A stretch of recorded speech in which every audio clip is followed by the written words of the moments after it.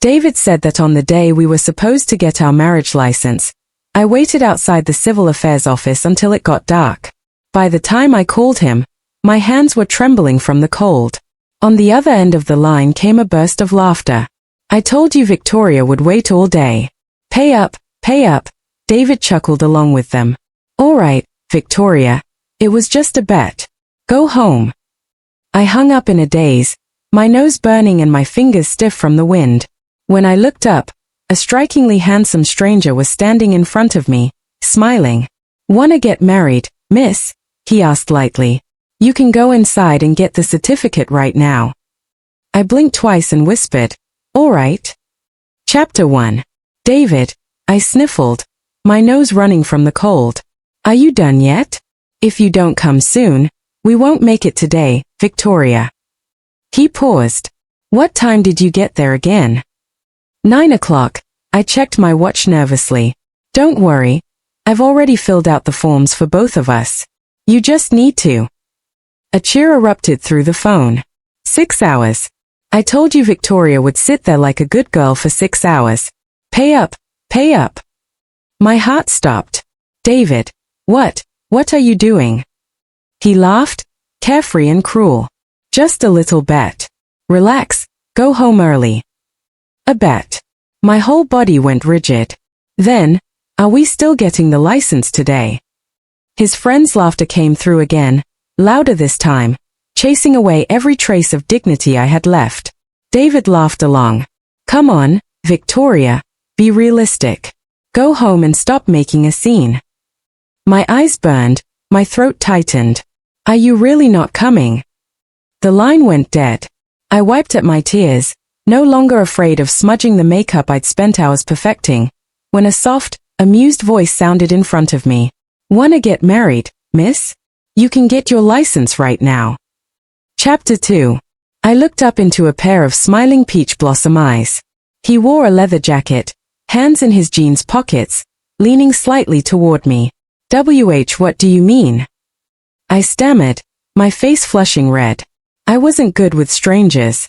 Even after dating David for years, I still shrank back when I met his friends. I got stood up too, the handsome stranger said, still smiling. Guess we're both pitiful. Why not keep each other company?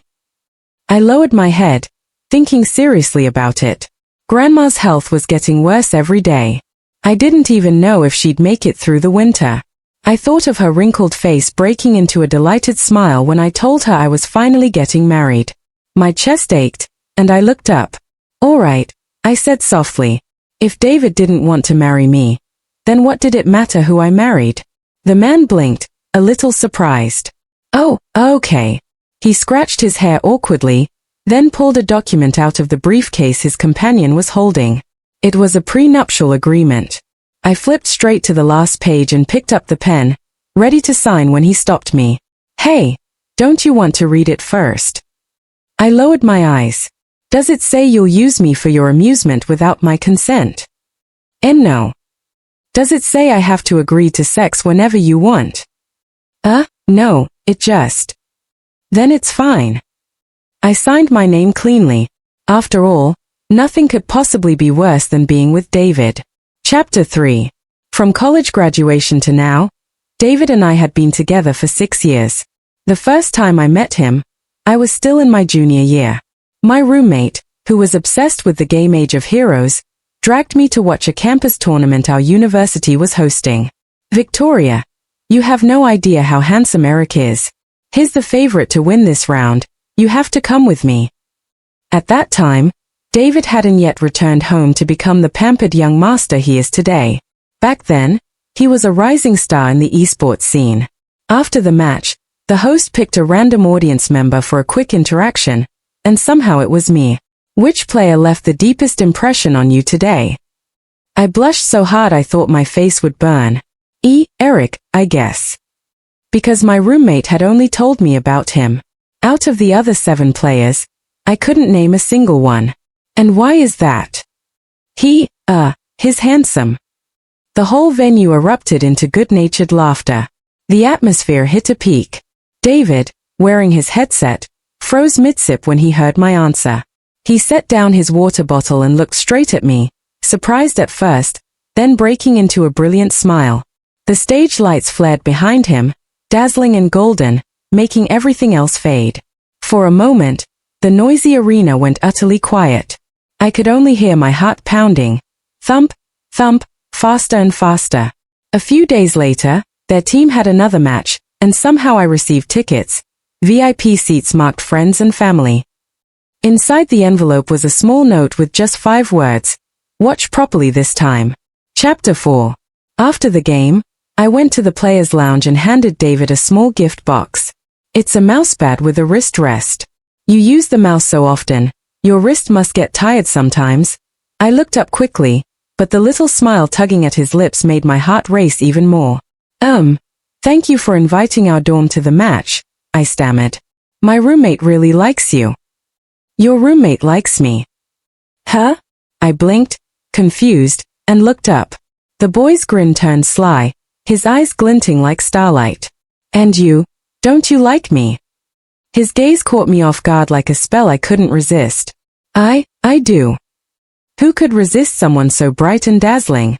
David looked satisfied, took my phone from my hand, tapped twice, and handed it back. Then he gently flicked my forehead. Go home. Don't forget to reply to my messages. When I glanced at my phone, cheeks burning, I saw that he'd changed his contact name from Eric to David. And somehow it sounded so much better. His team's base was in City A, but the tournament was nationwide, so our university only hosted a few of the rounds. He flew out soon after, but he texted me every single day, never missed one. When he was competing in Chongqing, he complained that the food was too spicy and that he didn't dare eat too much in case it upset his stomach. I found his hotel address and secretly sent him milk tea and fried chicken before his live stream that night, leaving a message, "You need to eat well to play well. Good luck." The next morning, I woke up to his reply. It was delicious. Thanks, Victoria. I buried my face in my pillow, grinning like an idiot, my heart full to the brim. Later, he went to 11 and sent me photos of all the local snacks laid out across the table. I scrolled through them at midnight, swallowed hard, and teased him. Player Eric tempting people with food in the middle of the night is immoral. This time he replied fast, with a voice message. I sneaked in my earbuds, drew the curtain around my bed, and pressed play. His smiling voice came through the speakers. Don't worry, I'll take responsibility. 3 days later, a huge package arrived from 11, filled with local specialties. Inside was a note, here to take responsibility. Chapter 5. The year I graduated from college, David stood under my dorm building holding 99 white roses.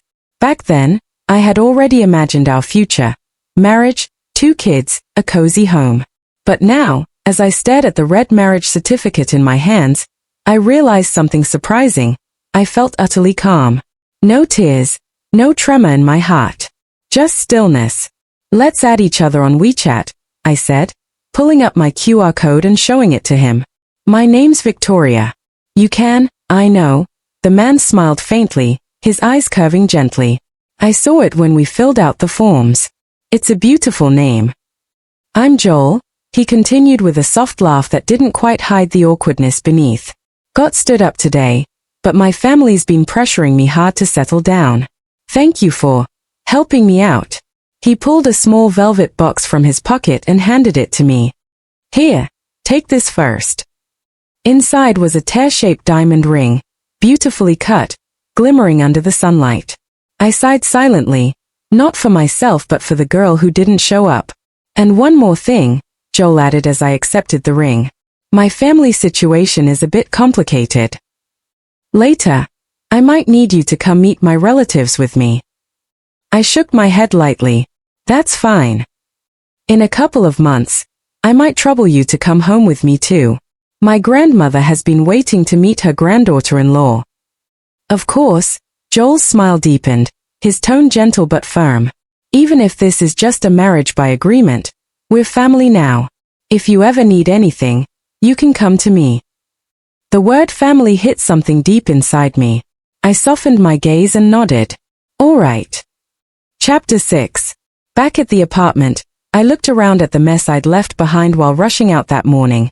Scattered makeup, open drawers, clothes tossed over chairs. I sighed and began to tidy up. But as soon as I took a step, I felt something crunch under my foot. When I looked down, it was the necklace David had given me, the first gift he ever bought me. The chain had broken this morning, but I'd been in too much of a hurry to stop and pick it up. Now it felt like a sign. Maybe our story was meant to end today. Back when David was still a top-tier esports player, he was already untouchable, handsome, adored, and rich. Even after retiring, he remained the family's beloved golden boy. Why did I ever believe someone like him would marry someone as ordinary as me? Hot tears rolled down my cheeks and splashed onto the necklace. That was when my phone rang. It was David. His voice was slurred and muffled, hard to make out. Victoria. I don't feel well. Can you bring me that porridge again? A different voice suddenly came on the line.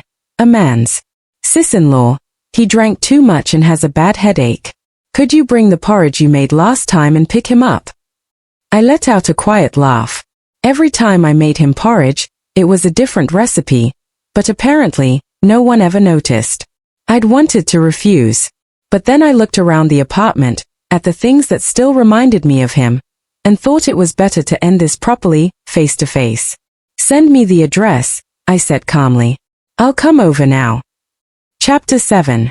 When I arrived, David already looked better. He was lounging on a single sofa, eyes closed as if resting. David, I called softly. He lazily opened his eyes, his gaze landing on me. Come here. Give me a hug. He lifted one arm toward me. The private room erupted in teasing laughter. All right, man, you've shown off enough today. I pressed my lips together. David, you stood me up this morning and now you want me to go over and hug you. He chuckled, relaxed and amused. What's wrong? Are you mad? Come on, that thing about getting the marriage license. He waved his hand dismissively. I only said that because I lost a round of truth or dare while drinking. Just having some fun with the guys. Come here, let hubby give you a hug. Again. Always like this. I lowered my head, holding back the tears burning behind my eyes. At parties, he'd tell everyone I played the peeper and ask me to perform to liven the mood. At dinners, he'd say I was too quiet and make me tell jokes. Even during drinking games, when they couldn't think of a dare, I'd become the punchline. David, I said quietly, pushing the bag in my hands toward him, don't call me that. I'm married now. What? Just then, someone knocked over a glass, drowning out my words. David frowned and rubbed his ear. Victoria, can you stop talking like a quail? Speak louder. So I did. I raised my voice. I said, I'm married. The room fell silent, completely. All the laughter stopped and every pair of eyes turned toward me. The air grew heavy. David's face darkened, his stare sharp and cold. After a long pause, he let out a low, bitter laugh. Well, Victoria, looks like you've grown a spine. Got some nerve now, huh? No, I said, shaking my head. I pushed the bag forward again. These are all the things you gave me. I've packed them up. Check if there's anything missing, I can mail it to you. Let's not see each other again. I don't want any more misunderstandings. Goodbye, David. I forced a smile that felt uglier than crying, turned around, and pulled open the door to leave. The tears I'd been holding back finally burst free, streaming down my face as I walked away. Chapter 8. The private room was terrifyingly quiet. No one dared to speak, watching David's face darken like burnt charcoal. Maybe you should go check on Victoria. Noah nudged his girlfriend. Tell her not to be mad anymore. She should come back and talk to David properly. David didn't respond, but in his heart, he was hoping someone, anyone, would just bring Victoria back. He knew this joke had gone too far. He just needed to have someone pick out a nice designer bag later, say a few sweet words, and she'd forgive him like always. That was how Victoria had always been. Soft when it came to him, never truly able to stay angry for long. I think you can forget about that, Alice said, swirling the wine in her glass. Didn't anyone notice the ring on Victoria's left hand? I told you guys not to make that kind of bet. Now you've pissed her off and she's gone. David, you'll have to go after her yourself. Ring. David felt heat rush straight to his head. He grabbed a bottle of wine off the table and smashed it down hard, the sound sharp and final. So that's it, he sneered coldly. This is a setup to force me into marriage? The ring's already bought. Huh. Victoria had become far too spoiled under his care, so spoiled that she actually dared to play mind games with him to make him lose face like this in front of all his friends. Fine, he muttered through clenched teeth, his thumb rubbing hard against his palm. She wants to cut ties? Let's see how long she can last. Chapter 9. When I woke up the next morning, I saw a message from Alice. She told me David had thrown a massive tantrum after I left. I replied with a single smiling emoji. It doesn't matter. It has nothing to do with me anymore. Alice and I couldn't be more different. Our personalities, our backgrounds, but somehow we'd become friends. Maybe because we were always the unwilling girlfriends dragged into our boyfriends' gatherings. You're really serious this time? Alice asked. Yeah, I typed slowly. Didn't you tell me yourself that David wasn't the right man? Alice sent back a ghost face emoji. I like it. Give that man a heart attack. When you really find someone to marry, I'll give you a huge red envelope. I covered my eyes and laughed quietly. No wonder no one believed me. Even Alice thought I was bluffing yesterday. It explained why David was so furious. He must have thought I was just playing some emotional trick again.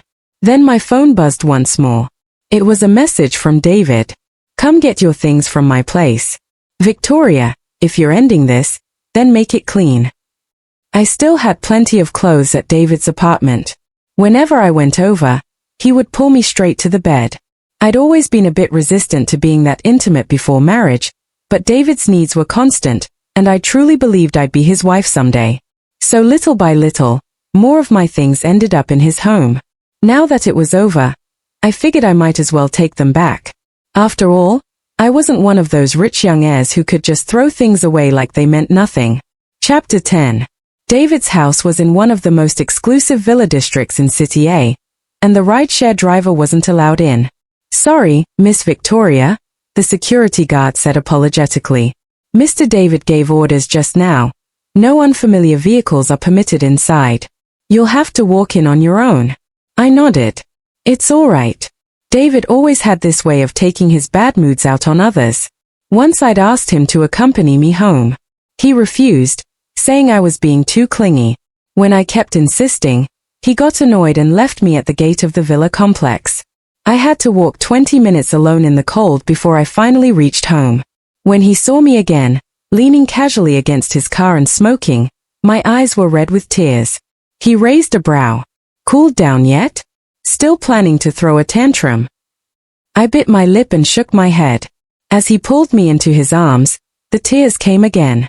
Please, don't leave me behind again. All right, he murmured gently, smoothing my wind-tousled hair before pressing a kiss to my forehead. Be good, Victoria. I'll stay with you. Back then, I'd thought that promise meant something. Fortunately, David hadn't been angry enough to change the house code. When I entered, it beeped open twice. But as soon as I stepped inside, the sight before me made me draw in a sharp breath. David had a pretty young girl trapped between him and the dining table. His hand brushed aside her hair, his lips curved with a teasing smile as he leaned close to her cheek. The girl facing me froze. Her face flushed scarlet as she pushed him away in panic. And yet, my heart didn't ache the way I thought it would. It was steady, calm, almost peaceful. Strangely enough, that calm felt like freedom. I rubbed my thumb over the ring on my left hand. Falling in love with David had been sudden. Letting him go, it seemed, was even faster. Chapter 11. Sorry to interrupt, I said softly, keeping my head down, refusing to look at them. I'm just going upstairs to pack. I'll be quick. I hadn't been in the bedroom for more than 2 minutes before David followed me in, his gaze fixed sharply on my face.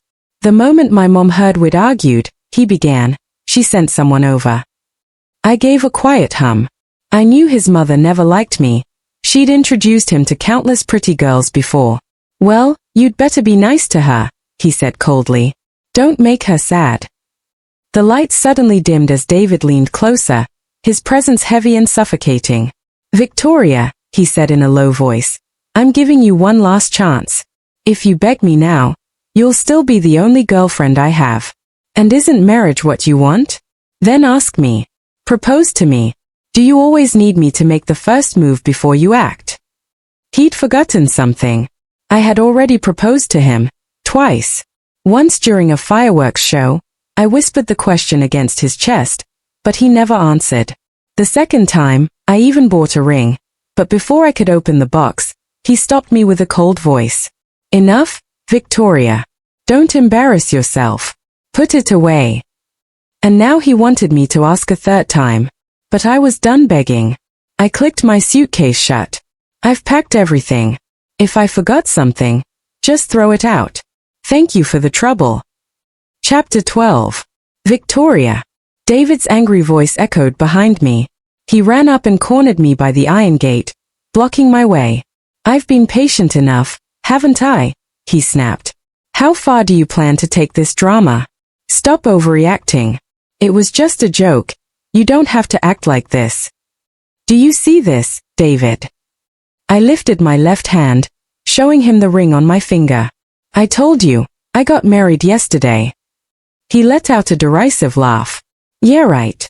Don't kid yourself, Victoria. You think anyone would just show up at the Civil Affairs Bureau and marry you?" David tightened his grip on my wrist, refusing to let go. "David, I'm serious.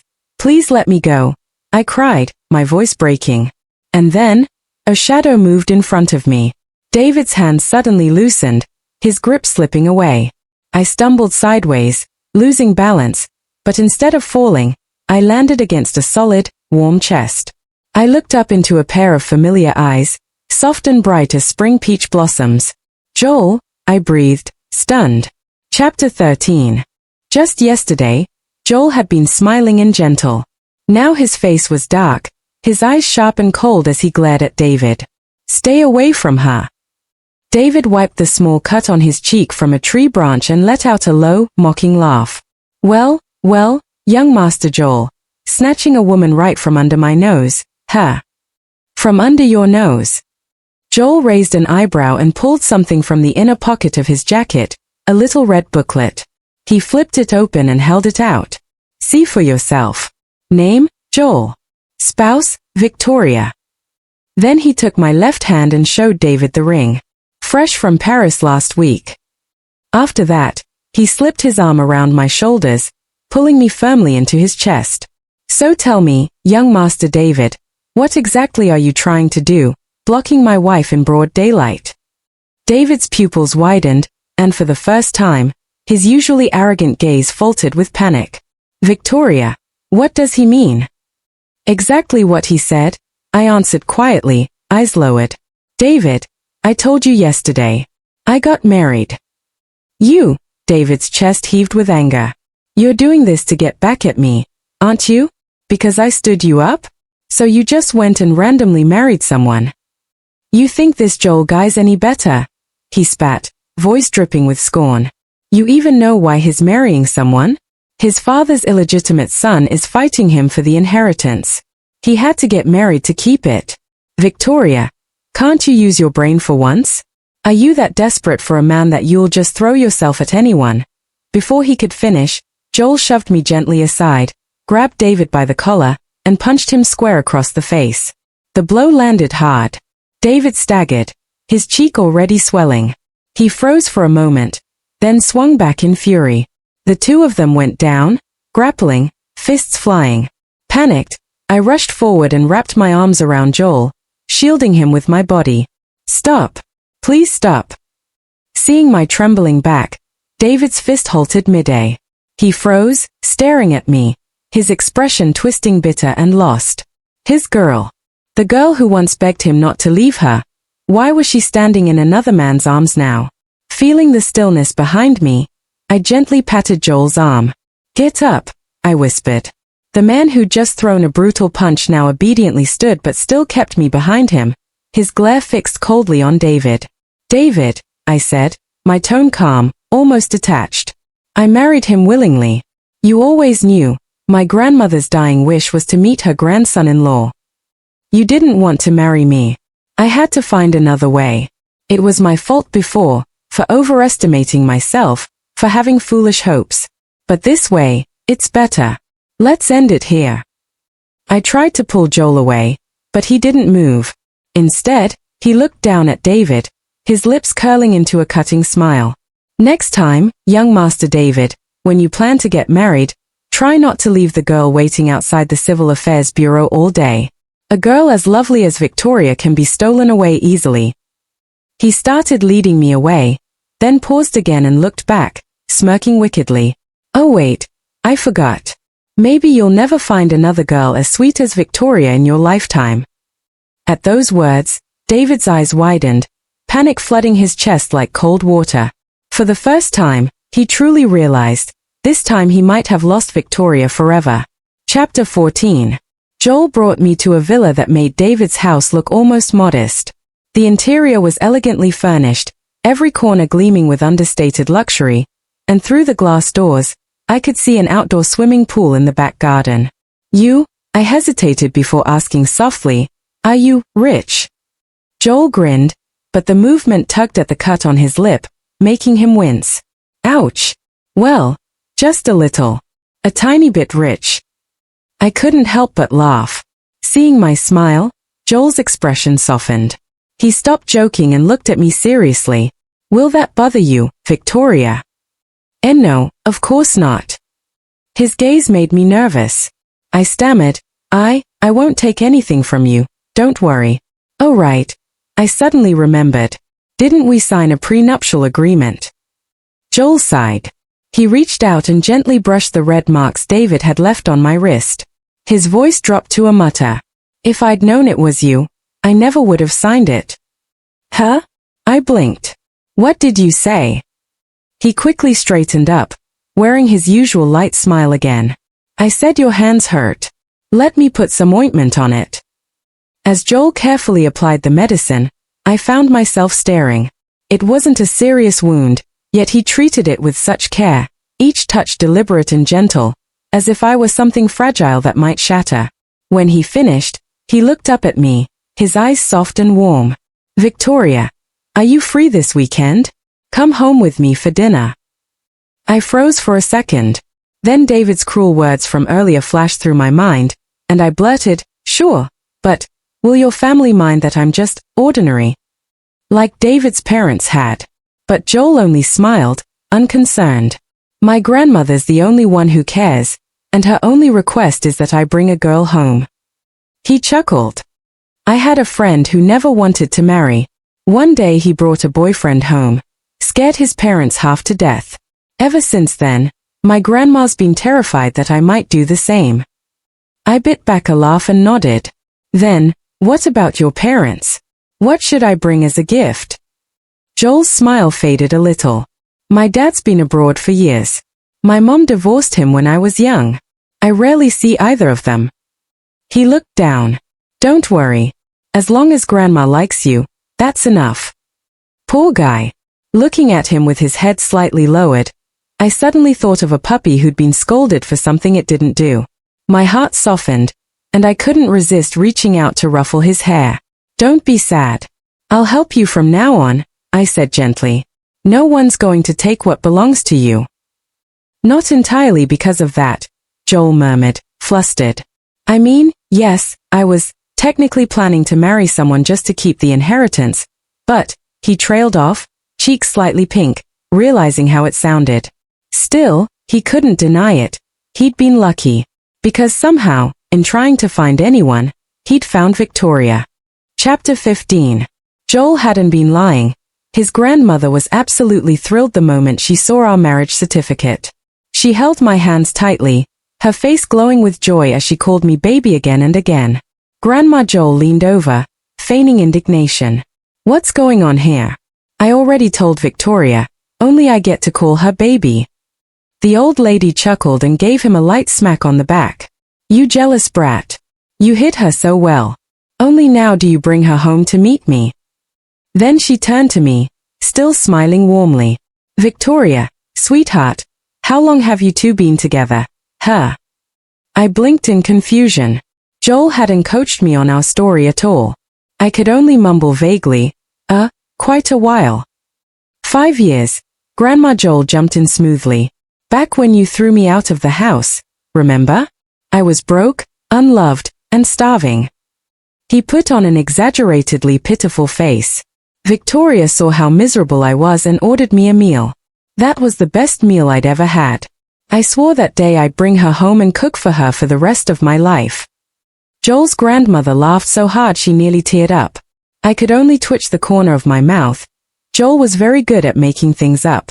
In the art of fake marriage, he was clearly a professional. We were in the middle of a cheerful chat when my phone suddenly rang. It was my mom. We usually just texted, so a phone call, especially one this urgent, could only mean one thing. My heart clenched. I fumbled to answer. Mom, what's wrong? Is it Grandma? My mom's voice was low and cautious. Why didn't you tell me your boyfriend was coming? How could you let him travel here alone? My boyfriend. My breath caught. Mom, what did he say his name was? You silly girl. Isn't it that David you're always talking about? He's right here, coming over. Mom, who's calling you? I asked, dread pooling in my stomach. Victoria, she said hurriedly. You need to come back now.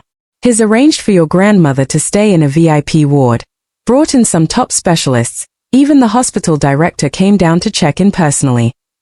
All right, I've got to go. But you, buy a ticket and get home today. Chapter 16. Joel insisted on coming with me, but I stopped him. Your grandma just said your half-brother is already circling like a hawk, I said, patting his arm to reassure him. Take care of your own mess first. I'll be back soon. Joel clung to my sleeve, refusing to let go, his tone almost childishly aggrieved. So what? David just has to shed a few tears and you'll divorce me, huh? Of course not. I smiled faintly. I was born in the year of the horse. I don't eat grass I've already stepped on. By the time I rushed into the hospital, it was already past midnight. Grandma was asleep. After confirming that David hadn't said or done anything to upset her, I finally felt my heart unclench. Once I'd soothed my parents, I went straight to David's hotel. When he opened the door, his expression was smug, completely unsurprised. You came all this way so late at night. My poor baby must be tired. He reached out, trying to pull me into his arms like before, but I stepped back, dodging his embrace. David, I said quietly, if you have that much money to burn, just go scatter it in the street. David chuckled. What are you talking about? I'm just doing my duty to your grandma. Don't make me sound like some spoiled playboy. What exactly do you want? My throat tightened with anger. David, you were the one who didn't want to marry me. And now you're the one who won't let go. I'm not some naive girl anymore. I can't keep playing these games with you. I'm married now. Please, just let me go. Married to Joel. David's eyes reddened. He slammed one hand against the wall beside me, trapping me in place. You think being with Joel means peace and happiness? You have any idea what his stepmother is like? Even his girlfriend knew to run before it was too late. And you're walking right into the fire pit. He pulled out his phone, scrolling quickly. Look, 3 days before you two got that marriage license, he was still fooling around with another woman. He turned the screen toward me. See that? She's his childhood sweetheart. You really think he loves you? Don't be stupid, Victoria. No one will ever treat you like I do.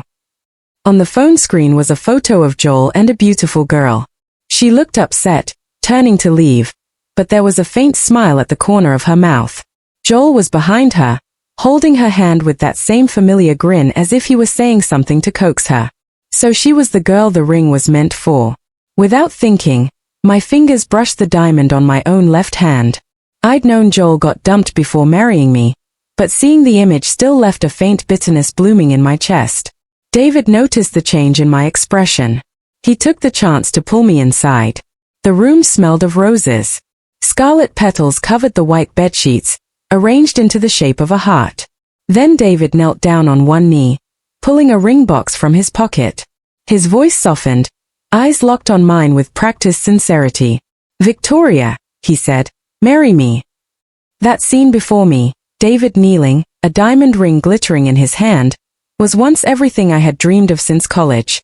It had been my most beautiful fantasy for 6 years and the most unattainable wish in my heart. But now that it was real, all I felt was exhaustion and emptiness. "No, I won't marry you." I shook my head slowly, forcing the words out one by one. David's face drained of color. "Why, Victoria?" His body trembled. The ring slipped from his fingers and clattered onto the floor. You've always wanted to marry me, haven't you?" I looked down and smiled faintly. "So you did know. But now I don't want to anymore." "David," I crouched, picked up the ring, and placed it gently in his palm. My tone was soft, almost tender. "I don't love you anymore. Maybe I stopped loving you the moment you threw away my proposal ring. I held on this long not because I still had feelings for you, but because I needed time to break free from the habit of loving you. So please let me go." My voice was calm and gentle, yet to David's ears, it cut like a blade. He remembered that lost ring. The one Victoria had given him. The one he hadn't even bothered to keep. Back then, the proud young heir had brushed off the trembling girl who'd nervously pulled out that little box. He'd seen the emotion in her eyes but thought she was being childish, that at 26 she was still too young to talk about marriage. So he'd stopped her before she could even finish speaking. She had looked startled, then quietly handed him the box anyway, saying softly that she'd bought it because it looked nice. Months later, she'd asked why he never wore the ring. It was only a small platinum band, the diamond tiny enough to be overlooked. He glanced at it once and then lost it somewhere without caring. That wasn't a ring a rich man like him should wear. "I don't know," he'd said casually while tightening his tie. "Maybe I lost it." He'd seen the light fade slightly in Victoria's eyes. Yet she'd still stood up, straightened his collar, kissed his cheek, and smiled as she saw him off. He hadn't realized it then, but that was the exact moment when they'd already lost their future together. Chapter 18. I wanted to transfer Grandma back to a regular hospital room. The VIP suites fees were far beyond what a family like ours could afford. But Mom told me Grandma's health had been unstable lately, and moving her around might make things worse. But, I sighed. We really can't keep paying for this much longer. "Who said that?" A familiar teasing voice came from behind me. Joel walked in, arms full of shopping bags, a bright grin on his face. "Mom," he said cheerfully to my mother, "I'm Joel. Victoria and I got our marriage license last week. I haven't had the chance to visit yet. Please forgive me for the delay." My mom froze, eyes wide. "Got married, Victoria? Didn't you say you registered with David?" On one side was the smiling Joel, and on the other, my mother looking ready for interrogation. I gave Joel a look, "Your turn, storyteller," and covered my face like a guilty child. Well, he was good at making things up. Might as well let the expert handle it. Compared to David's sharp, imposing presence, Joel's warm, easy smile made people instantly comfortable. Within minutes, my mom was completely taken in by his story, and the more she looked at him, the more she liked him. "We got married in a rush," Joel said smoothly, "and I haven't had the chance to prepare a proper bride price. Grandma insisted I bring it along today." He pulled out a sleek card and handed it to my mother. "There are 2 million yuan on this. Please accept it." My mom's eyes widened, but she accepted the card after a pause, pressing it into my hand. "If it's for Victoria, then she should keep it." Joel waved his hand lightly. "No, that's for you and Uncle. Victoria's part is separate." Then he smiled at me, his tone light but purposeful. "I'll take her to get it now." Chapter 19. I was completely stunned by Joel's sudden performance. It wasn't until we got into the car that I finally snapped out of it. "How could you pull something like that without talking to me first? Didn't I just solve your family's problem?" Joel turned his head slightly, giving me a sidelong glance. "Now that everything's fine at home, it's time to deal with the problem outside." I rubbed my temples, feeling a headache coming on and deeply regretting how, before bed last night, I'd given in to his sweet talk and told him everything about David. What do you mean deal with the outside problem? The memory of their last fight flashed in my mind. I grabbed his sleeve nervously. You're not going to fight him again, are you? Your grandma already asked about the last time you got hurt. I'm not covering for you again. No fighting. Joel chuckled, pulling a document out of his bag. I brought something good this time. I'll show it to him later. What is it? I took the folder and glanced at the cover. Share transfer agreement. I, Joel, voluntarily transfer 37% of my company shares to my wife, Victoria. Upon this agreement's activation, Victoria will become the company's largest shareholder. You're insane. My voice trembled as I looked at him. Don't worry. Joel brushed a loose strand of hair behind my ear, his tone gentle. The company's doing fine. There's no risk of bankruptcy. And even if something does happen, it says right there, any liabilities and debts will still be my responsibility. That's not the point. I threw the document back into his lap. You worked so hard to earn those shares. How could you just give them away? So what? Joel gave a quiet self-mocking laugh. If I can't even keep my wife, what's the point of keeping a company? Don't say that. My heart suddenly ached. We're going to divorce eventually. When your girlfriend realizes she still loves you and wants to marry you, we'll go file the papers. Girlfriend. Joel blinked, startled, sitting up straight. I pressed my lips together and pulled out my phone, showing him the photo David had sent me. This girl. She's the one you were supposed to marry, right? Joel opened his mouth, closed it again, and finally forced out a whisper. Yes. You've known her for years, I said quietly. This ring, I lifted my left hand. It was bought for her, wasn't it? Joel shut his eyes and sighed. Yes. Then there's nothing left to say. I smiled faintly, wiping the tears from the corners of my eyes. Victoria, I scolded myself bitterly. You really are a fool, always losing control of your heart. Chapter 20. Joel showed up at David's door with me by his side and a share transfer agreement, signed only by himself, clutched in his hand. Just moments ago, in the car, he had looked defeated, but now he was all sharp edges and arrogance again. One arm wrapped tightly around my shoulders, the other thrusting the document right in David's face. I heard the young master's been trying to steal someone's wife, he sneered. Maybe take a look at yourself first, see if you're even capable of it. David's expression darkened. A share transfer agreement? Joel, you've really lost your mind. Joel let out a mocking laugh. So what if I have? You think I can't afford it? Then, with a subtle raise of his eyebrow, he lifted a small recorder he had been hiding under the wide sleeve of his coat. I wonder, he said softly, what your grandfather would think if he heard that line.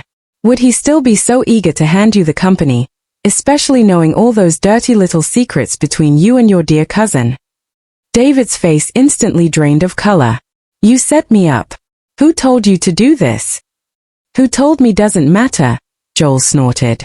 Just be smart, and stay the hell away from my wife. Once we stepped into the elevator, Joel spat through gritted teeth. Coward. All talk, no guts. Then he leaned close to me, eyes glinting with excitement, his tone suddenly soft again. Don't worry, Victoria, he murmured. He won't dare come near you again. Chapter 21. After returning to City A, I received a package from David. Inside was the ring he had used the night he proposed, along with a card that read, "The last gift I'll ever give you." I let out a short, bitter laugh, tossed the box by the door, and booked a courier to send it right back. He never came looking for me again, and neither did Joel. The only good news was that after David's last visit, my grandmother's spirits had lifted so much that her health improved. During a video call, she said she couldn't quite remember what the young man looked like and asked when I'd bring him to visit again. I smiled and agreed, thinking silently that I might have to bring someone else next time. The day the snow melted in City A, Joel texted to ask if I could join him and some friends for dinner. I thought for a moment about the marriage agreement, still valid for another 8 months, and agreed. Before leaving, I slipped the ring he'd given me into my bag, intending to return it. Since I'd come back home, I hadn't worn it once. Joel picked me up after work.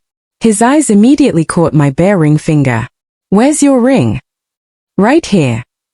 I took out the velvet box from my bag and smiled faintly. I was planning to return it tonight. Joel paused for 2 seconds, then took the box. "Fine. It wasn't yours anyway. It was meant for someone else. You don't have to wear it." My throat tightened, and I felt the sting behind my eyes. I pinched my palm hard and forced the tears back down. He drove me to a quiet, elegant restaurant. When he opened the private room door, there were only 2 women inside. One of them smiled and came over to take his arm. When I looked closer, I froze. It was the same girl from that photo. A wave of cold anger washed through me, but before I could speak, the girl chirped sweetly, "Hi, sister-in-law." "What?"